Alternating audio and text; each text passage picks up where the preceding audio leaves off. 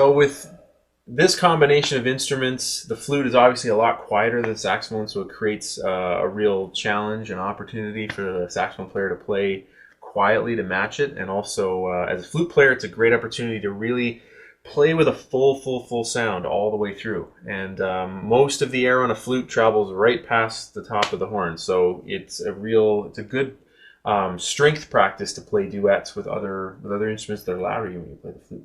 What are some of the things you were thinking about as we were playing? Wow. As I was playing it's true what you say about the flute. You know, they I don't play much flute, but my saxophone flute playing friends like you have told me that it'll make me a better saxophone player because you do lose so much of the air going off the instrument. You have to become very efficient about how much air you're putting in. So as a saxophone player playing with a quieter instrument, one of the beginner one of the not beginner but one of the first tricks that I used to play quieter is just take a smaller bite on the mouthpiece.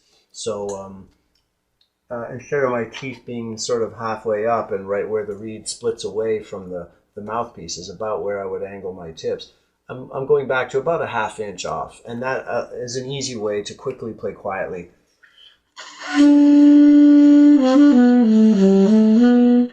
If I put my teeth back in the other place, already the sound is I'm allowing the reed has more room to vibrate, so of course the sound will be louder and it'll be harder to control as well.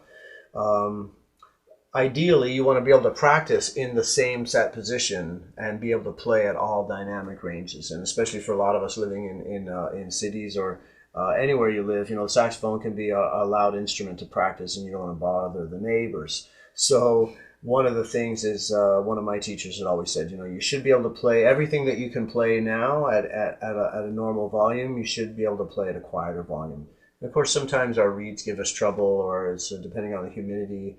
It's just sometimes, you know, you have those days where the saxophone doesn't seem to speak, and you don't have the control over the volume at all. Everything just seems to come out loud. So that's when that little take a smaller bite trick can really play can be a great thing.